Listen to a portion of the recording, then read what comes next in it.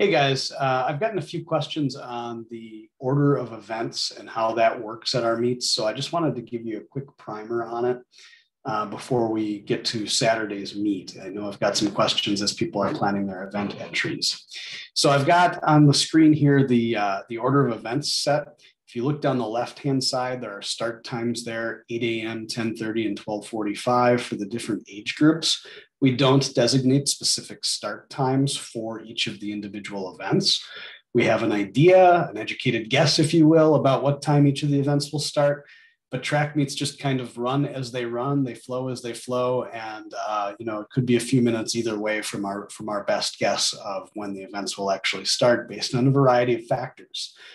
But the next thing you'll see over here as I work my way from my left to my right, there's the track west side, the press box side, and the track east side, which is the Crosstown Boulevard side of the track. And the only time we really split the track into two is down here for our kindergarten and first grade. We'll actually use both straightaways to run our sprint events for that age group. Otherwise, we're just going to be using the main part of the track for all of our fourth and fifth and second and third grade races. So you don't need to worry about the distinctions there necessarily so much. So the track events are all listed down this next section here. And then the field events are listed over on the right-hand side: long jump, shot put, softball, broad jump, and high jump. And they're sort of split into the different event areas. Now, what you'll notice is that at 8 a.m., we're going to start the fourth and fifth girls 800-meter run.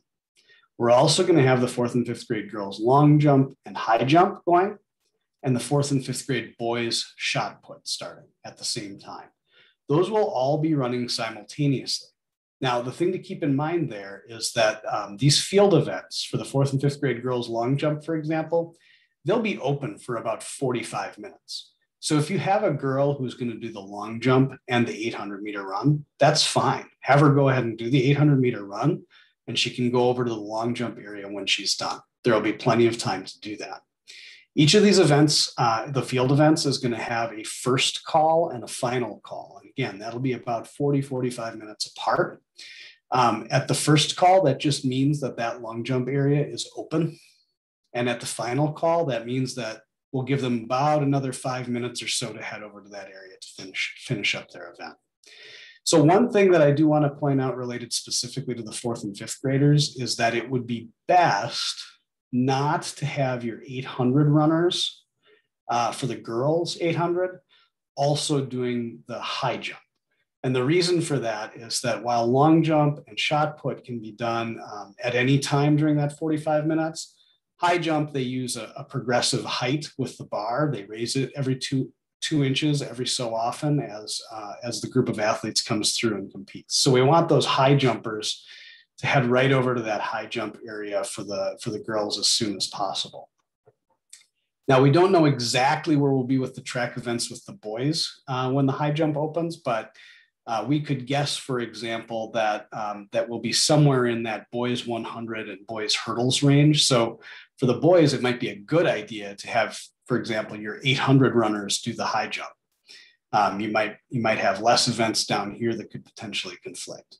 At the end of the day, we will make it work if somebody has to miss a height at the high jump and we have to lower the bar back down, but we try and minimize that as much as possible.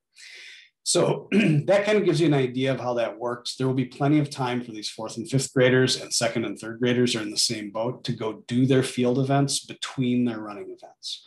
Like I said, each of the field events will be open for about 45 minutes, maybe a little longer.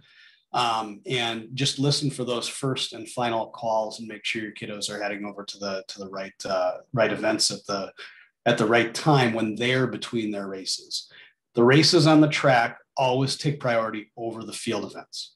So if somebody's over at the long jump and they're waiting in line to do the long jump and they're supposed to be running the 200 and they hear that second call or final call for the 200, they should leave the long jump area and go over to run the 200, and then they can come back to the long jump area when they're done with that race.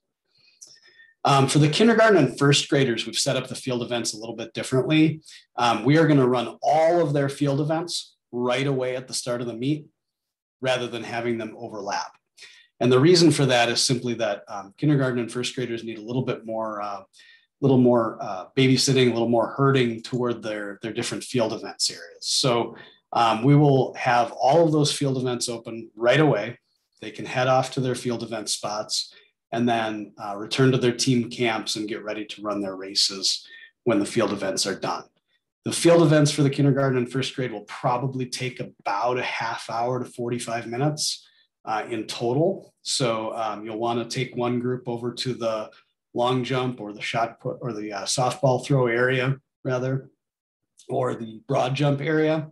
And you can simply look for whatever's open, whatever has the most availability, and go to that field event area first. If you have a couple of coaches or 3 coaches even, and you want to split up and take your different kids who are doing the different field events to all of those stations at once, that's no problem as well. You can go ahead and do that. They go pretty quickly. And then, so they'll come back to their team camps after their field events are done, and then we'll get set to run your girls and boys 50-meter run, 70-meter run, 90-meter run, and shuttle relay. And with this age group, things move really quickly. So the races are short. The kids are generally super energetic and, just race up to the line to do their long jump or their broad jump and do them pretty quickly. So things will go fast for that group, but we do have them set aside time for field events at the start, unlike our older age groups. If you have any questions on the order of events or how it impacts your potential meet entries, let me know. I'm happy to help, and appreciate any questions that I receive. Just shoot me an email at trackdirector@andoverathletic.com. Thank you.